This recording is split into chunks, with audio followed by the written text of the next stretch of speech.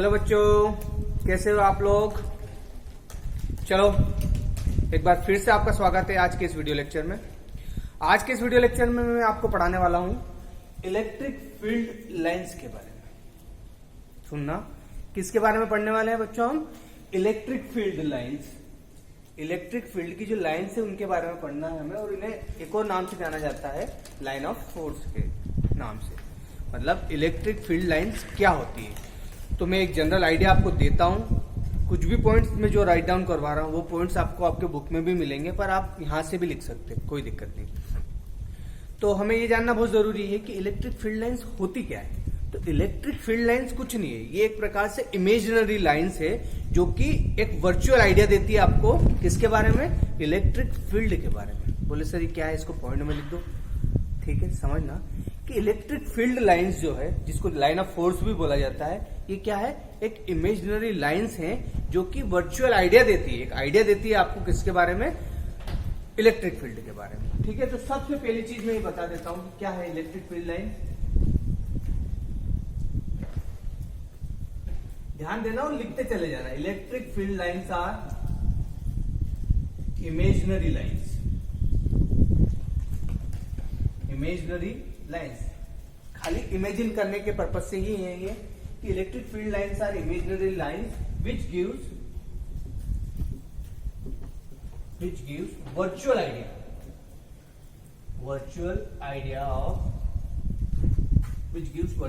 of electric field।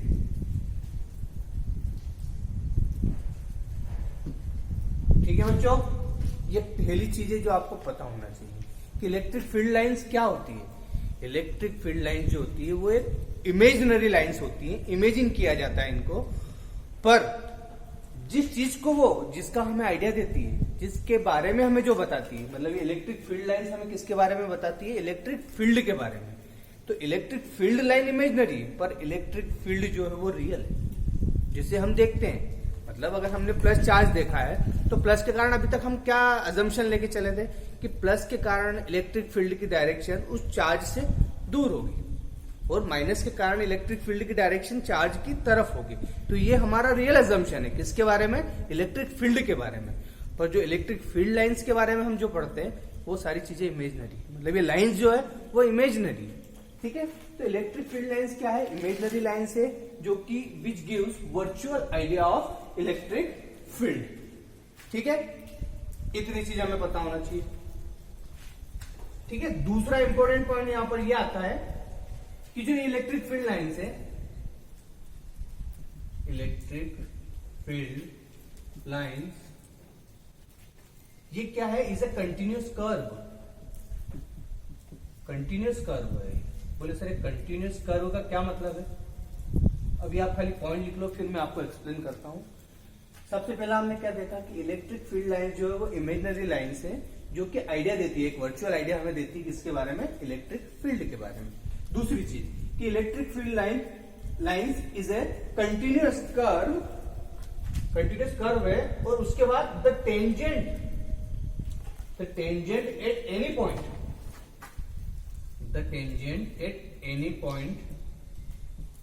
the tangent at any point on, sorry, the tangent at any point gives the direction of electric field on that point. Electric field, the tangent at any point gives the direction of electric field at that point.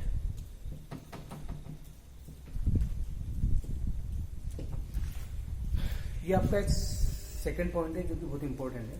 मतलब क्या है समझना कि electric field line जो है imaginary है, जो कि हम इलेक्ट्रिक फील्ड का आइडिया देती है।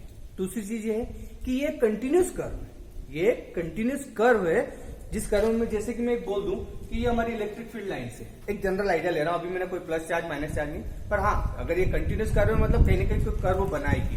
ठीक है, तो मैं ये मान लू कि अगर ये हमारे पास कोई इलेक्ट्रिक फील्ड लाइन है, ठीक है, रिप्रेजेंट कर दिया। अगर मान लो कि इलेक्ट्रिक फील्ड लाइन है, तो हमारा एक सेकंड पॉइंट मैंने लिखा है, इसका क्या मतलब है कि electric field line is a continuous curve. ठीक है, कर्व ले लिया। The tangent at any point, किसी भी पॉइंट पर, चाहे यहाँ पर कोई पॉइंट हो, यहाँ पर हो, यहाँ पर हो, यहाँ पर हो, मतलब इस लाइन के ऊपर किसी भी पॉइंट पर अगर हम टेंजेंट लें, तो टेंजेंट का क्या मतलब है कि जैसे लाइन जा रही है तो इसका टेंजेंट किधर होगा, इधर होगा।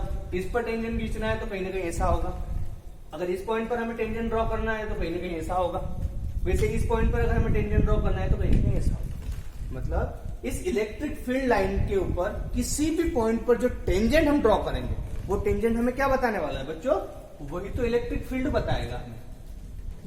अब चीजें शायद समझ में आ रही होगी कि वेक्टर से मैं रिप्रेजेंट कर रहा हूं क्योंकि डायरेक्शन है, समझ लो कि लाइन तो इमेजिनरी, पर इस लाइन पर अगर एक कंटिन्यूस कर्व है हमारा, कंटिन्यूस कर्व मतलब पूरा सर्कल भी हो सकता है, कोई फर्क नहीं पड़ता, कंटिन्यूस है कुछ भी हो सकता है, मतलब कर्व होना चाहिए। तो अगर ये कंटिन्यूस कर्व है ये लाइन, तो इसके किसी भी पॉइंट पर कहीं भी जो टेंजेंट होगा, वो टेंजेंट हमें क्या इंडिकेट करेगा, वो टेंजेंट देगा हमें डायरेक्शन ऑफ इलेक्ट्रिक फील्ड। आप समझ में आया कि ये तो इमेजिनरी है, पर ये जो इलेक्ट्रिक फील्ड रिप्रेजेंट करेगा वो हमारी क्या होगी, रियल होगी।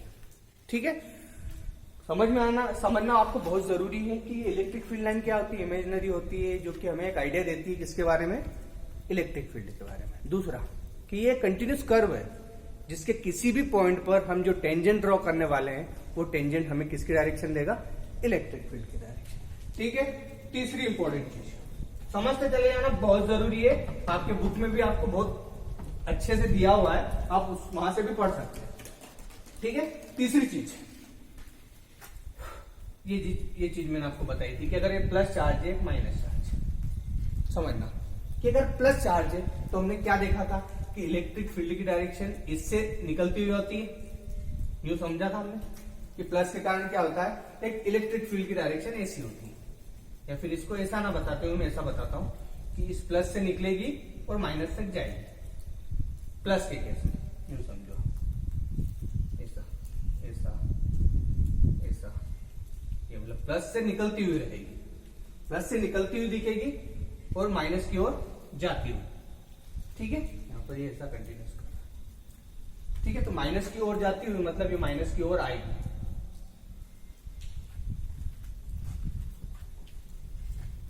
कुछ भी डायग्राम से आपको समझ में आ रही होगी चीजें कि प्लस से निकलती हुई है, प्लस से निकल रही है। ये जो प्लस चार्ज है इससे इलेक्ट्रिक फील्ड लाइन क्या है, निकलती हुई है, वहां से निकल रही है, पर माइनस की ओर आ रही है, ये माइनस की ओर आती हुई रहेगी, लाइन से रहेगी हमारी।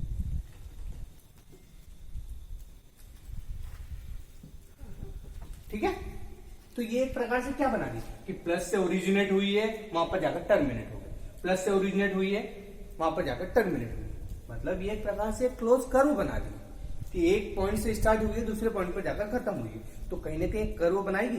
तो इसीलिए बोला है कि electric field line continuous curve बनाती है, जिसके किसी भी पॉइंट पर अगर आप टेंजेंट ड्रॉ करोगे तो वो टेंजेंट हमारा जो रहेगा वो इलेक्ट्रिक फील्ड की डायरेक्शन को इंडिकेट करेगा। ठीक है, तीसरा जरूरी पॉइंट हमारे पास ये है कि एक प्लस के कारण जो इलेक्ट्रिक फील्ड लाइंस होती है वो हमेशा उससे निकलती हुई रहती है।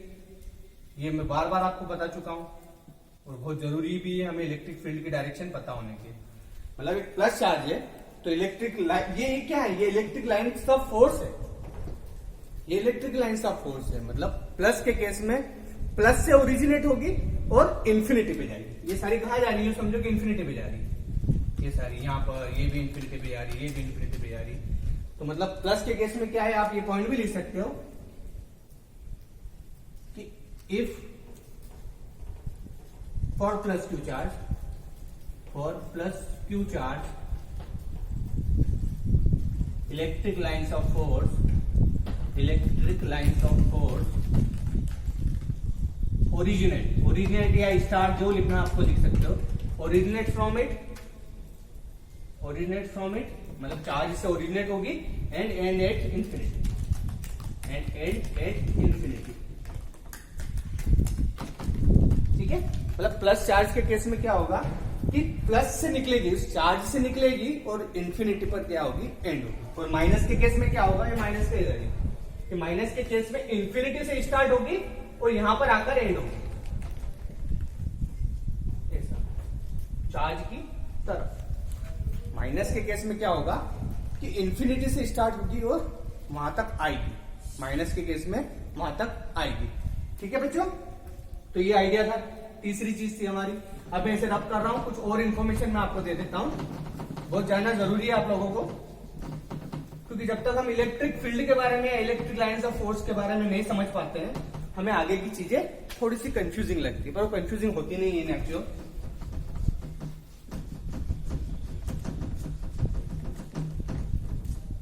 सारे इंपॉर्टेंट पॉइंट्स हैं, आपको पता होना बहुत जरूरी है। ठीक है, अगला पॉइंट है, ठीक है, अगला पॉइंट है, मैं अभी इसको पॉज करके जा रहा हूं, मेरे पास कोई गेस्ट आया है, तो बस उसके बाद में वापस इसी को कंटिन्यू करता हूं। सॉरी बच्चों, सॉरी फॉर इंटरप्शन, एक्चुअली कुछ काम आ गया था। वीडियो को कंटिन्यू करते हैं हम। तो हम पढ़ रहे थे इलेक्ट्रिक फील्ड लाइंस के बारे में, मैंने कुछ पॉइंट आपको डिस्कस कर दिए हैं, वो पॉइंट एक बार फिर से मैं रिकॉल करवाता हूँ कि क्या क्या पॉइंट्स हमने डिस्कस किए थे। तो सबसे पहला पॉइंट हमने ये देखा था कि इलेक्ट्रिक फील्ड लाइन जो होती है वो इमेजिनरी लाइन्स होती है, जो कि एक वर्चुअल आइडिया देती है हमें किसके बारे में, इलेक्ट्रिक फील्ड के बारे में। दूसरा पॉइंट हमने देखा था कि किसी भी पॉइंट पर, मतलब इलेक्ट्रिक फील्ड लाइन जो होती है वो कंटिन्यूस कर्व बनाती है, और उसके किसी भी पॉइंट पर जो टेंजेंट होगा वो इलेक्ट्रिक फील्ड की डायरेक्शन को रिप्रेजेंट करेगा। थर्ड इंपॉर्टेंट पॉइंट ये है कि प्लस के कारण, प्लस चार्ज की वजह से इलेक्ट्रिक फील्ड कहां से निकलेगी, उस चार्ज से ओरिजिनेट होगी और कहां पर होगी, इन्फिनिटी पे टर्मिनेट होगी। और नेगेटिव के केस में इन्फिनिटी से स्टार्ट होगी और चार्ज पर आकर खत्म होगी। ठीक है, ये तीन चीजें हमने डिस्कस कर ली थी। चौथी बहुत इंपॉर्टेंट चीज है, पता होना चाहिए इसको। चौथी चीज ये है कि two electric field lines, two electric field line में पॉइंट लिख देता हूं फिर समझाता हूं। Two electric field lines never cross each other. बहुत जरूरी चीज है कि दो इलेक्ट्रिक फील्ड लाइंस कभी भी एक दूसरे को क्रॉस नहीं करेगी। बोले सर इसका क्या मतलब है? मतलब अगर एक इलेक्ट्रिक फील्ड लाइन जा रही है, उसके पास अगर कोई दूसरी इलेक्ट्रिक फील्ड लाइन जा रही है, तो वो दोनों एक दूसरे को कभी क्रॉस नहीं करेगी। क्रॉस का सीधा मतलब है कि अगर मान लो कि एक इलेक्ट्रिक फील्ड लाइन हमारी एसी है और एक इलेक्ट्रिक फील्ड लाइन अगर पता चला एसी, तो ये ऐसा केस कभी भी नहीं बनेगा कि एक इलेक्ट्रिक फील्ड लाइन इधर से गई, एक इलेक्ट्रिक फील्ड लाइन इधर आई और दोनों ने एक दूसरे को क्या कर दिया, क्रॉस कर दिया। ये सिचुएशन कभी नहीं बनेगी। क्यों नहीं बनेगी? उसके पीछे कोई कारण होगा कि क्यों ऐसा नहीं होता है कि दो इलेक्ट्रिक फील्ड लाइन क्रॉस नहीं करती एक दूसरे को। क्यों? क्योंकि जिस पॉइंट पर वो क्रॉस करेगी, जिसको बोलते हैं पॉइंट ऑफ इंटरसेक्शन, मतलब इस इंटरसेक्टिंग पॉइंट पर, इंटरसेक्टिंग पॉइंट पर, इस इंटरसेक्शन पर क्या होगा, इलेक्ट्रिक फील्ड की दो डायरेक्शन होगी। और उसका वजह सीधा है कि भैया एक इलेक्ट्रिक फील्ड लाइन जा रही है, उसके किसी भी पॉइंट पर जब टेंजेंट ड्रॉ करते हैं तो वो क्या रिप्रेजेंट करता है, इलेक्ट्रिक फील्ड को। भैया एक इलेक्ट्रिक फील्ड लाइन ये जा रही है तो इसके इस पॉइंट पर मैंने टेंजेंट ड्रॉ कर दी, फिर एक इलेक्ट्रिक फील्ड ये जा रही है तो इसके इस पॉइंट पर भी मैंने टेंजेंट ड्रॉ कर दिया। तो क्या हुआ यहां पर कि इस सिंगल पॉइंट पर इलेक्ट्रिक फील्ड की दो डायरेक्शन हो, सिंगल पॉइंट पर इलेक्ट्रिक फील्ड की दो डायरेक्शन हो गई, जो कि प्रैक्टिकली इम्पॉसिबल है, प्रैक्टिकली पॉसिबल नहीं है। मतलब क्या है, सीधा है कि ये क्यों पॉइंट लिखा था कि two electric field lines never cross each other, because अगर वो ऐसा करेगी, because if it is so, अगर ऐसा होगा, then at the point of intersection, इस पूरे पॉइंट को मैं लिख रहा हूं तो आपको समझ में आएगा। Because if it is so, then at the point of intersection there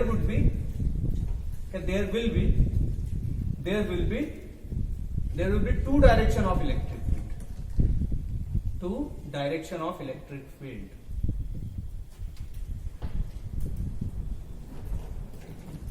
Two direction of electric field, which is not possible.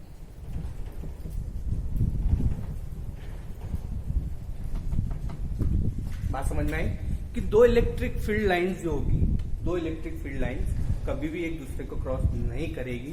क्यों? क्योंकि अगर वो क्रॉस करती है तो जिस पॉइंट पर वो क्रॉस कर रही है, जिस पॉइंट पर जो इंटरसेक्टिंग पॉइंट है, वहां पर इलेक्ट्रिक फील्ड की दो डायरेक्शन हो जाएगी। सिंगल पॉइंट पर इलेक्ट्रिक फील्ड की दो डायरेक्शन हो जाएगी, जो कि प्रैक्टिकली इम्पॉसिबल या पॉसिबल नहीं। ठीक है, ये भी एक बहुत इंपॉर्टेंट पॉइंट है, ये भी हमें पता होना चाहिए। और इंपॉर्टेंट पॉइंट, अगला इंपॉर्टेंट पॉइंट बहुत जरूरी है, वो भी आपको बहुत पता होना चाहिए कि क्या बोलता है कि इलेक्ट्रिक फील्ड लाइंस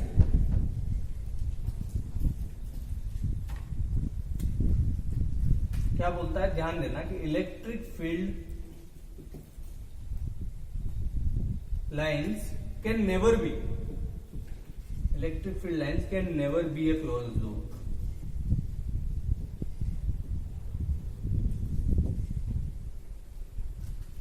क्या बोल रहा हूं मैं कि electric field lines can never be a close loop का क्या मतलब है कि इलेक्ट्रिक फील्ड लाइन एक क्लोज लूप नहीं बनाती। तो बोले सर ये डायग्राम, मैंने इसीलिए इसको डायग्राम को आपको पहले ही बना दिया। क्यों ऐसा कि सर अगर आप यहाँ पर बात करोगे कि ये यहाँ पॉजिटिव था तो पॉजिटिव के कारण तो इलेक्ट्रिक फील्ड निकल रही थी, पोज कहाँ पे रहती, नेगेटिव पर। बोले तो क्लोज लूप बना दिया। तो क्या ये क्लोज लूप है? समझने के लिए देखो, ये पॉइंट इसलिए मैंने जरूरी बोला आपको क्योंकि आपको समझना जरूरी कि क्लोज लूप क्या होता है। ठीक है, प्लस की वजह से इलेक्ट्रिक फील्ड की डायरेक्शन उससे निकलती हुई रहेगी और नेगेटिव की तरफ जाती हुई रहेगी। ठीक है, ये चालू हुई यहां पर आकर खत्म हो गई। फिर क्या यहां से चालू हो रही है? आप देखो यहां पर, यहां से चालू हो रही है क्या? अरे यहां पर तो लाइंस आकर खत्म हो रही है। देखो प्लस से ही चालू हो रही है सारी। देखो एरो की डायरेक्शन देखो आप कि प्लस से निकल रही है, ये निकल रही है, ये निकल रही है, ये आ रही है, ये आ रही है, ये इधर, ये भी इधर कहीं कहीं लूप बना रही है ये। पर ये क्लोज लूप नहीं है। क्लोज लूप किस केस में होता है? अच्छा आप बताओ कि जैसे मैं हूं, मैंने अगर कोई चीज चालू करी और वापस आकर मुझ पर ही खत्म हो जाए तो वो क्लोज लूप होगा ना। पर क्या यहाँ ऐसा हो रहा है? प्लस से जरूर चालू हो रही है पर प्लस पर ही आकर अगर खत्म हो जाती है तब वो क्लोज लूप होगा, वरना क्लोज लूप नहीं होगा। मतलब electric field lines can never be a close loop. क्यों? Because they do not start at the same point and end, they do not start and end at the same point.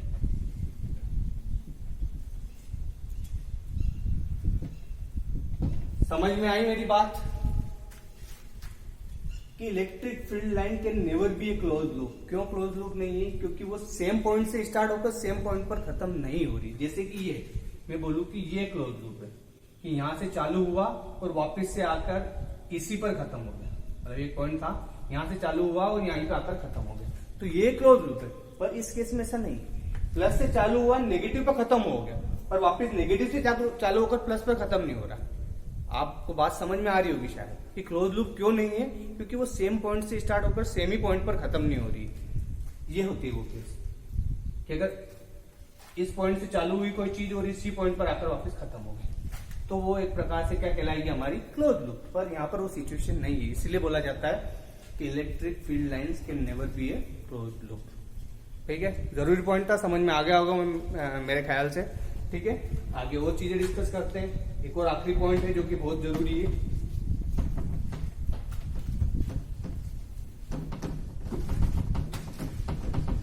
अच्छा, इन चीजों को बताने का कुछ कारण जरूर है।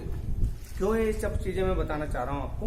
ताकि आपको इलेक्ट्रिक फील्ड बहुत अच्छे से समझ में आ जाए। पता है हम शुरू से पढ़ते आ रहे हैं कि एक चार्ज है, चार्ज की वजह से इलेक्ट्रिक फील्ड होगी, ये हमने देख लिया। ठीक है, तो अगर चार्ज की वजह से इलेक्ट्रिक फील्ड है तो उस इलेक्ट्रिक फील्ड की डायरेक्शन क्या होगी ये हमें पता होना जरूरी है। ठीक है, प्लस के कारण इलेक्ट्रिक फील्ड के ऊपर फोर्स कैसा होगा, किस डायरेक्शन में होगा, ये हमें पता होना जरूरी है। इसलिए सारी चीजें मतलब आपको टेक्स्ट बुक में या फिर आपके टीचर के माध्यम से आपको बताई जाती है। ठीक है, तो एक आखिरी पॉइंट मैं और बताने वाला हूं आपको कि मान लो जैसे ये हमारी कुछ इलेक्ट्रिक फील्ड लाइन्स है। क्या है ये बच्चों? इलेक्ट्रिक फील्ड लाइन्स है। मतलब ये लाइन्स है जो कि इलेक्ट्रिक फील्ड की लाइन्स है। ठीक है, अगर इसी में हमारे पास कुछ अलग अलग इलेक्ट्रिक फील्ड्स है, एक ये हुई, एक मानो ये हुई, एक मानो ये हुई,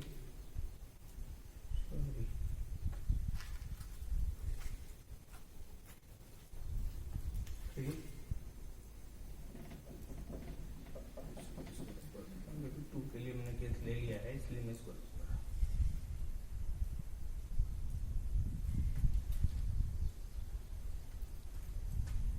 ये कुछ नहीं है, ये इलेक्ट्रिक लाइंस पास हो रही है। अगर मैंने इसको बोल दिया कि ये इलेक्ट्रिक फील्ड 1 है, ये इलेक्ट्रिक फील्ड 2 है, ये इलेक्ट्रिक फील्ड 3 है, सो ऑन। ठीक है, तो हमें इस चीज से क्या बताना चाह रहे हो? तो एक पॉइंट आप जरूरी लिख लो कि electric lines of force, electric field lines, वो इलेक्ट्रिक फील्ड लाइन है ना, इसको इलेक्ट्रिक लाइन ऑफ फोर्स लिख रहा हूं, कोई फर्क नहीं पड़ता उससे।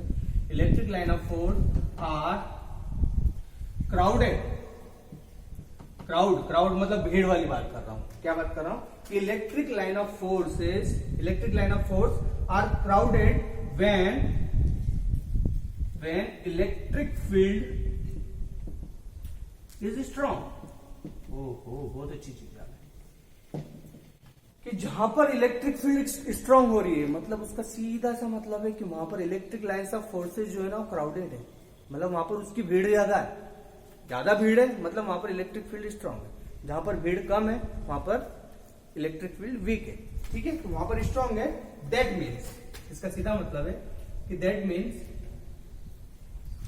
मीन्स क्राउडेड लाइंस, क्या मतलब इसका कि क्राउडेड लाइन क्या बता रही है हमको,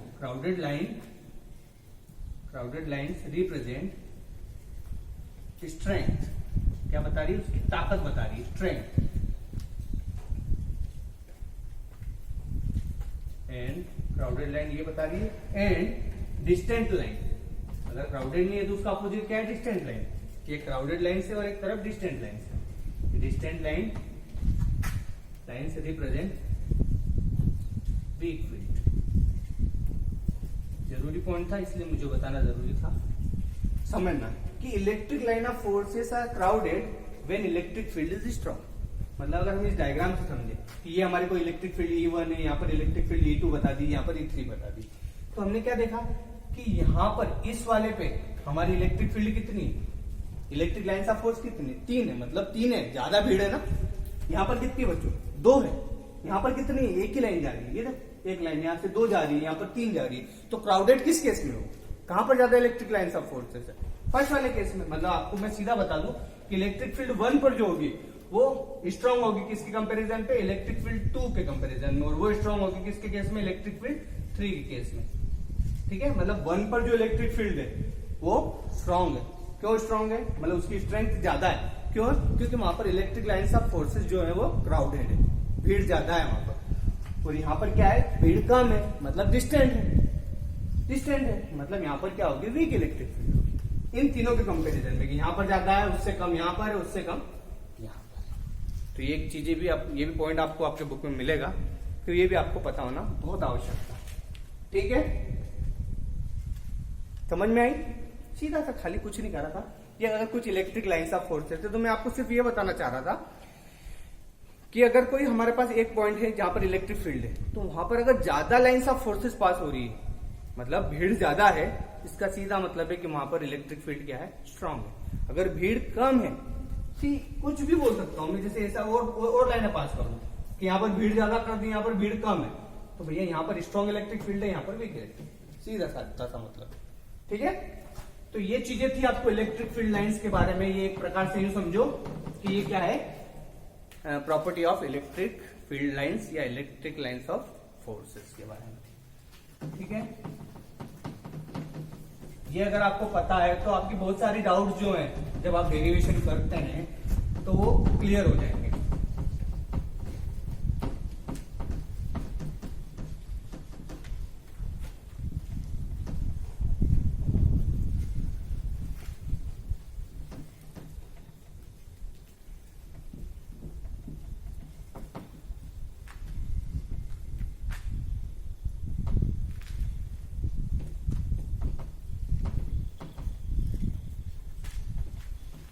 ठीक है, अब और थोड़ा सा मैं बता देता हूँ कुछ इन्फॉर्मेशन आपको कि मैंने आपको ये इलेक्ट्रिक लाइंस ऑफ फोर्स या इलेक्ट्रिक फील्ड लाइंस क्यों बताई, क्यों, क्योंकि आने वाला जो अपकमिंग आपका टॉपिक है वो आपका रहेगा गॉस लॉ, ये चीज गॉस का लॉ, ठीक है। तो इस लॉ को समझने के लिए हमें सबसे पहले इलेक्ट्रिक फील्ड लाइन को समझना था। उस इलेक्ट्रिक फील्ड लाइन को अगर हम समझ गए तो उससे रिलेटेड एक चीज है इलेक्ट्रिक फ्लक्स, वो मैं अब आपको पढ़ाने वाला हूं। अगर वो चीज हमें भी समझ में आ जाती है तो ये जो थर्ड हमारा जो मेन टॉपिक है गॉस लॉ, वो बहुत आसानी से समझ सकते हैं, ठीक है। तो अब आपको मैं पढ़ाने वाला हूं इलेक्ट्रिक फ्लक्स। ध्यान दीजिएगा, हर चीज का अपना कोई रिलेशन होता है, हर चीज एक दूसरे से कहीं ना कहीं रिलेटेड है। मैं अगर बोल रहा हूं कि जो गॉस लॉ आपको पढ़ने वाले हो उसमें इलेक्ट्रिक फ्लक्स का रिक्वायरमेंट है, तो उस इलेक्ट्रिक फ्लक्स को पढ़ने के पहले मैंने आपको इलेक्ट्रिक लाइन्स ऑफ फोर्स बता दी कि आप अगर इलेक्ट्रिक लाइन्स ऑफ फोर्स आपको पता है तो आप फ्लक्स को समझ जाओगे। अगर आप फ्लक्स समझ गए तो आप गॉस लॉ भी समझ जाओगे। ठीक है, इंटरलिंक्ड है एक दूसरे से। तो हमारा अगला चीज है जो है क्या है, इलेक्ट्रिक फ्लक्स।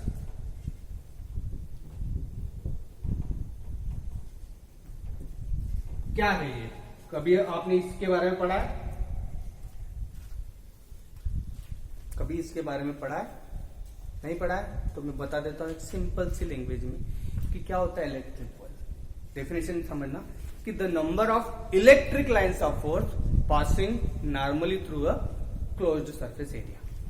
कितनी सिंपल सी डेफिनेशन है, मैं लिखता हूं आपको और अच्छे से समझ में आ जाएगी कि द नंबर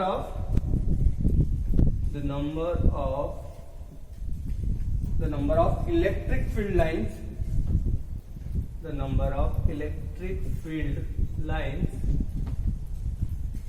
कहां से पास हो रही है, passing normally through, normally मतलब उसके perpendicular, the number of electric field lines passing normally through unit area।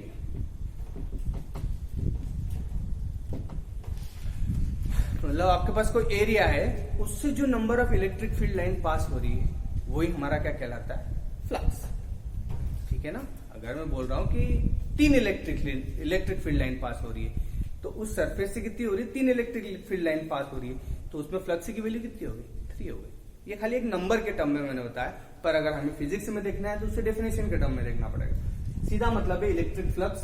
Electric flux कोई बहुत बड़ा काम नहीं है, बहुत बड़ी चीज नहीं है। जो हमने इलेक्ट्रिक लाइंस ऑफ फोर्स पढ़ी है वो हमें पता है, तो वही इलेक्ट्रिक फील्ड लाइंस का जो नंबर है, मतलब number of electric field line जो कि एक पर्टिकुलर या एक यूनिट एरिया से जो पास हो रही है उसी को हम क्या बोलते हैं, इलेक्ट्रिक फ्लक्स।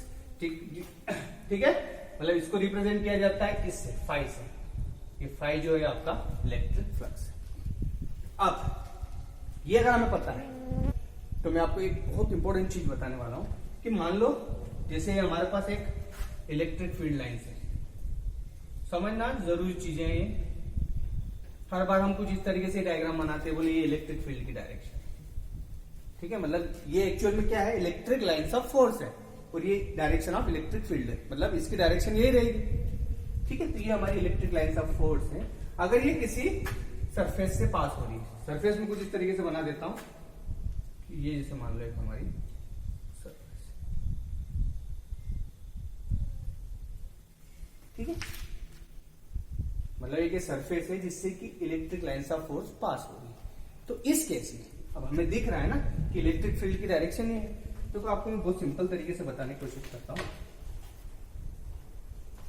कि जैसे मान लो ये मेरे पास एक कॉपी है, क्या है, बुक है, तो ये एक प्रकार से एक क्लोज सरफेस है। ये एक सरफेस है ना, ये पोर्शन या ये पोर्शन। तो मैं बोल रहा हूं कि जैसे मान लो इलेक्ट्रिक फील्ड की डायरेक्शन ये है, मतलब इलेक्ट्रिक लाइन्स ऑफ फोर्सेस जैसे निकलती है, तो ये डायग्राम कुछ इस तरीके से, ये जो बना हुआ डायग्राम है ये रिप्रेजेंट कर रहा है कि ये आपका सरफेस है और इससे electric lines of force pass हो रही है, इसके अंदर से निकलकर इधर बाहर निकल रही है। समझ रहे हो मेरी बात, कि ये हमारी कुछ इस तरीके से सरफेस है और यहां से इलेक्ट्रिक फील्ड लाइन्स आ रही है और इधर से निकल रही है। ठीक है, तो यही वाली चीज है यहाँ पर कि the number of electric field lines passing normally through unit area. अब यहां पर मैं बताने वाला हूं आपको यूनिट एरिया क्या है।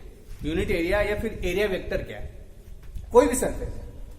पहले एक नॉर्मली इस बुक के माध्यम से बता देता हूं कि जैसे ये हमारी कोई सरफेस है, दिख रही है ना हमारी ये सरफेस, ये इसको मैं ऐसे रख रहा हूं खाली ताकि आपको समझाने में, इस बोर्ड के हिसाब से समझाने में आसान हो कि ये हमारी अगर कोई सरफेस है तो इसका एरिया वेक्टर, मतलब इस सरफेस का एरिया वेक्टर है, या फिर उसको बोल दो सरफेस का सरफेस वेक्टर, तो वो कहां पर होता है, कभी समझने की कोशिश करिए कि ये अगर हमारा कोई ऑब्जेक्ट है तो इसके यहां से जो निकलेगा इसके परपेंडिकुलर नॉर्मल पोजीशन पर जो निकलेगा वो एरिया वेक्टर होगा।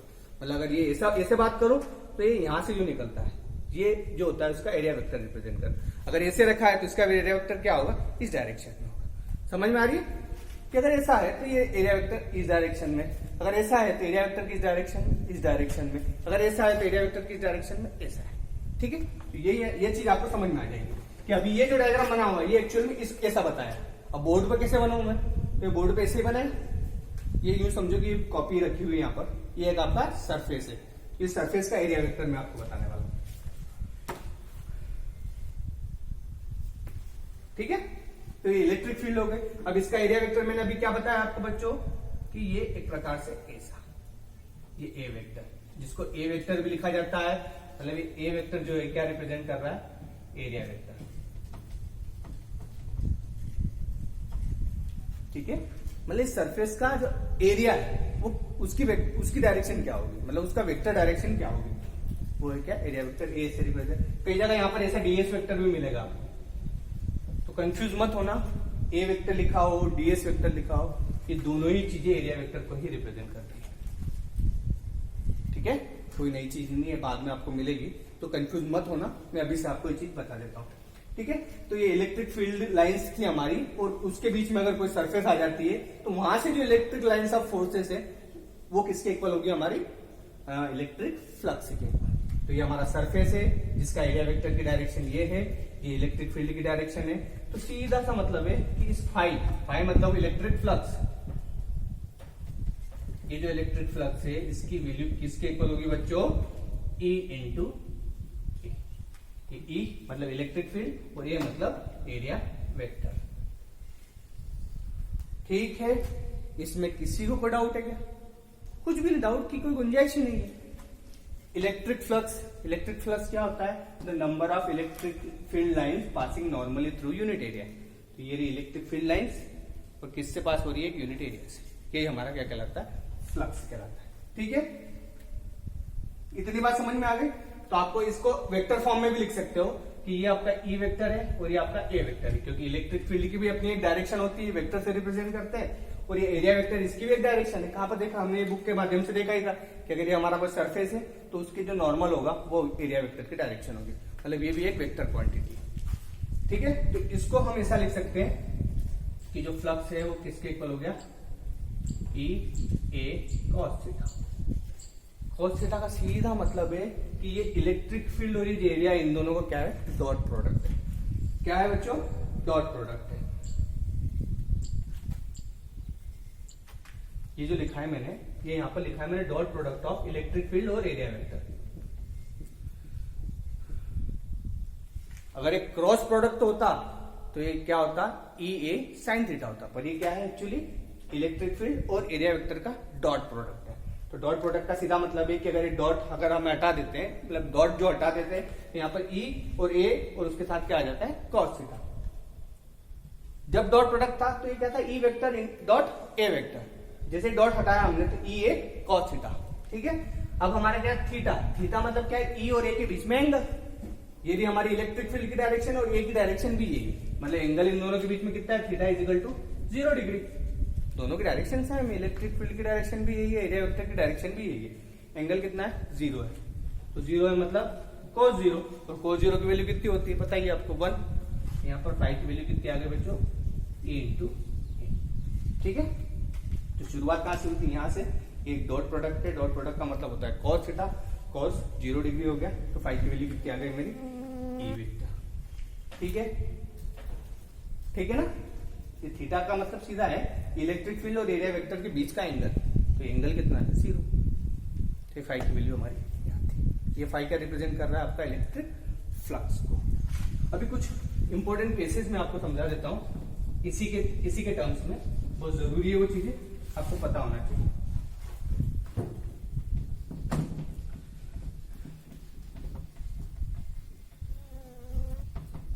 जरूरी इसलिए है, अभी डायग्राम को मैं फिर से रब कर रहा हूं, कोई दिक्कत नहीं, फिर से बना दूंगा मैं, बस जरूरत लगी तो। इंपॉर्टेंट केसेस का मतलब सीधा है कि अगर ये हमारी इलेक्ट्रिक फील्ड, देखना केसेस कैसे, कितने आसानी से आपको चीजें समझ में आ जाएगी कि अगर हमारी इलेक्ट्रिक फील्ड की डायरेक्शन ये है, ठीक है, और एरिया वेक्टर भी इसी डायरेक्शन है, मतलब वो आपकी जो सरफेस बनी थी ना, मैंने जो कॉपी थी उसको मैं अभी ऐसा बता रहा हूं कि ये आपकी जो नोटबुक थी, ये नोटबुक अभी ऐसी है, तो उसको मैंने एक सीधी लाइन से बता दिया। ठीक है, अब तो समझ में आती है चीजें। तो ये अगर इलेक्ट्रिक फील्ड की डायरेक्शन है और ये सरफेस हमारी ये ऐसी है, तो आपको पता है कि इलेक्ट्रिक फील्ड लाइन पास होगी होगी।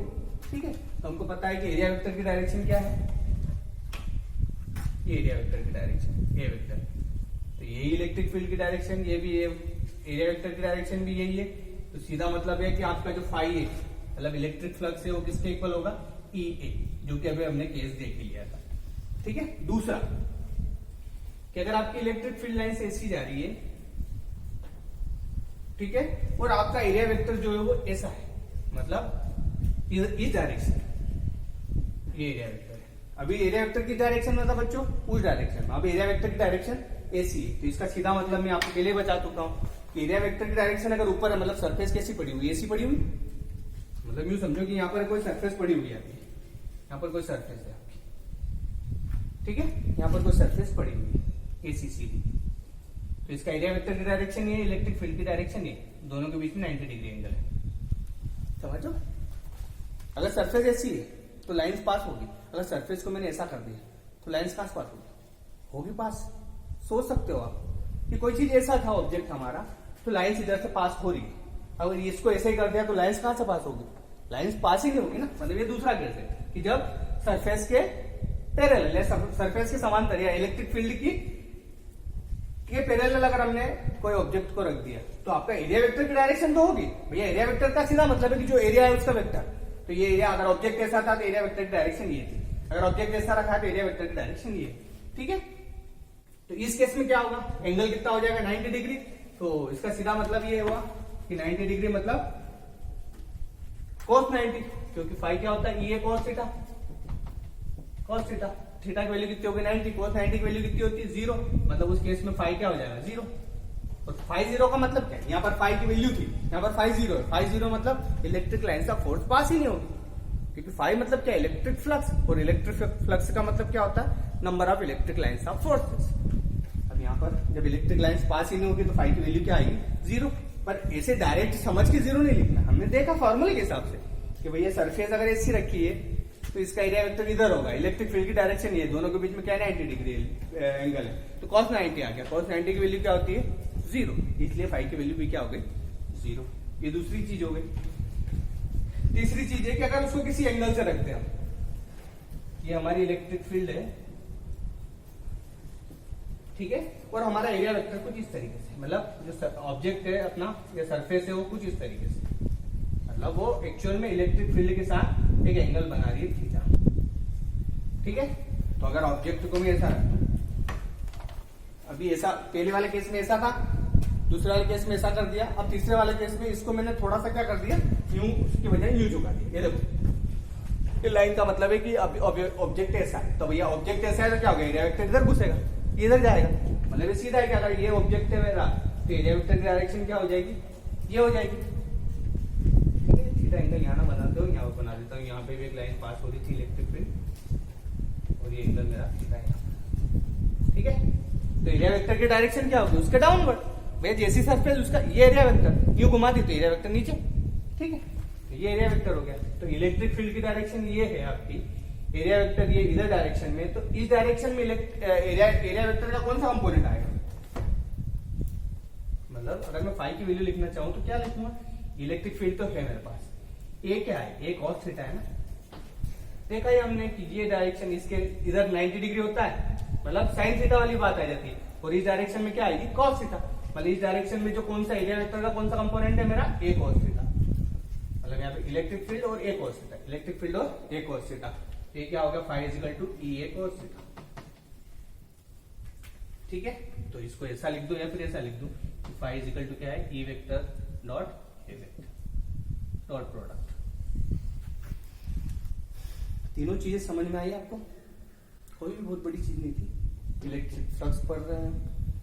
तीनों केस देख लिए कि सरफेस अगर सीधी है तो लाइंस ऑफ फोर्स पास होगी, सरफेस को सीधा रख दिया तो electric lines of force pass नहीं होगी, मतलब फाई की वैल्यू 0 हो जाएगी। और अगर उसको किसी एंगल से हमने रख दिया तो भैया कुछ लाइंस उसमें से पास होगी, और उस केस में वो एक प्रकार से डॉट प्रोडक्ट हो जाएगा। फाई इलेक्ट्रिक फ्लक्स जो है वो किसके इक्वल होगा, E vector dot A vector के इक्वल। ठीक है बच्चों, एरिया वेक्टर तो अब आपको समझ में आ गया होगा कि एरिया वेक्टर अगर हमें कोई भी सरफेस का निकालना हो तो बहुत आसानी से निकालते हैं, सीधा सा मतलब है उसका, कोई नई चीज नहीं है।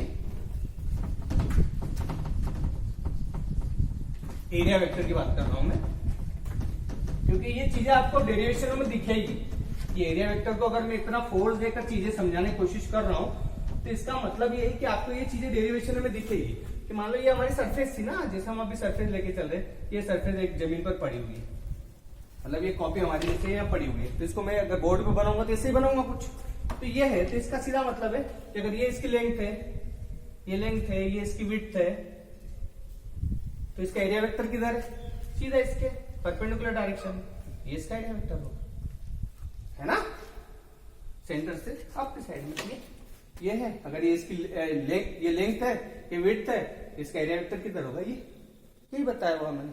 तो ठीक है, एरिया वेक्टर में कभी कंफ्यूज हो गया, कभी भी कंफ्यूज नहीं होना, ये चीज है एरिया वेक्टर। ठीक है, तो ये हमने इलेक्ट्रिक फ्लक्स के बारे में पढ़ लिया। एक छोटी सी इंफॉर्मेशन आपको दे देता हूं कि अगर इलेक्ट्रिक फ्लक्स, ये भी हमारी नॉर्मल और अच्छी व्यवस्थित रेगुलर सरफेस थी, अगर सरफेस हमारी इरेगुलर हो तो भी हमें पता होना चाहिए कि क्या होता है। सब हटा देता हूं कि अगर हमारी सरफेस कुछ इस तरीके से, ये ऐसी सरफेस है हमारी, ये हमारी कोई सरफेस है, ठीक है, एक चार्ज यहां पर रखा हुआ है, क्यू चार्ज, ठीक है, चार्ज का सीधा मतलब है कि चार्ज के कारण इलेक्ट्रिक लाइन्स ऑफ फोर्स निकलती है। तो अगर मान लो इधर निकली है, ये किसी सरफेस पे जाएगी, ये यहाँ पर कोई सरफेस है, यहाँ पर सरफेस है, ऐसा कुछ करके सरफेस है, ठीक है। तो ये चीज क्या है बता रही है कि अगर मान लो अगर मैंने, ये हमारी कैसी सरफेस है बेटा, इरेगुलर सरफेस,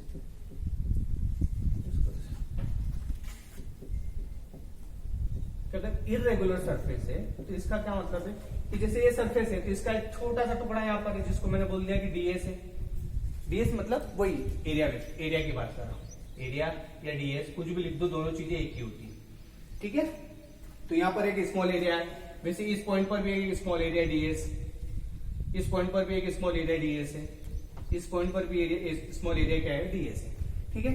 हर पॉइंट पर अपनी एरिया वेक्टर की डायरेक्शन होगी, मतलब यहाँ पर एक छोटी छोटी सरफेस है, छोटी छोटी सरफेस है तो उसके तो सबका अपना अपना एरिया वेक्टर होगा ना। तो इस पॉइंट पर अगर एरिया वेक्टर की डायरेक्शन मान लो मैं बोल दूं कि कुछ इस तरीके से, ये एरिया वेक्टर है, क्योंकि ये सरफेस है, अभी आपको ये समझ नहीं, क्योंकि चीजें रेगुलर थी, ये चीजें हमारी ऐसी रेगुलर थी तो हमें पता था कि ये अब सरफेस ही हमारी इरेगुलर टाइप की है, तो एरिया वेक्टर की डायरेक्शन ऐसी होगी। और मैं बोल रहा हूँ इलेक्ट्रिक फील्ड की डायरेक्शन ये मान लो, ठीक है, ये सरफेस है तो इसका एरिया वेक्टर मान लो ऐसा है, ये एरिया वेक्टर है, और यहाँ पर भी इलेक्ट्रिक फील्ड की डायरेक्शन कुछ इस तरीके से, ठीक है। यहाँ पर एक सरफेस है, उसका एरिया वेक्टर ये है, इसमें इलेक्ट्रिक फील्ड की डायरेक्शन ये है, यहाँ पर इसका एरिया वेक्टर है, इलेक्ट्रिक फील्ड की डायरेक्शन कुछ इस तरीके से, मतलब एक चार्ज है, ये एक चार्ज है, तो इससे इलेक्ट्रिक लाइन्स ऑफ फोर्सेस निकलती है ना, हम पता ही है हमको, प्लस के कारण क्या निकल रही है इलेक्ट्रिक लाइन, तो ये समझ लो कि ये ऐसे इलेक्ट्रिक लाइन्स ऑफ फोर्सेस निकलती है, तो इसके बीच में अगर कोई इरेगुलर सरफेस आ गई है, ये केस इस तरीके का है, तो हर सरफेस को एक डीएस डीएस डीएस बोल दिया, ये हर सरफेस है, तो ये इलेक्ट्रिक लाइन्स ऑफ फोर्सेस की तो डायरेक्शन है ही, पर यहाँ पर इनकी वेक्टर जो एरिया वेक्टर की डायरेक्शन है वो भी हम लेके चल रहे हैं, ठीक है। तो ये बताने का सीधा मतलब ये है कि अगला जो आपका टॉपिक आने वाला है उसमें इसकी रिक्वायरमेंट रहेगी। तो जब भी ऐसा केस बनता है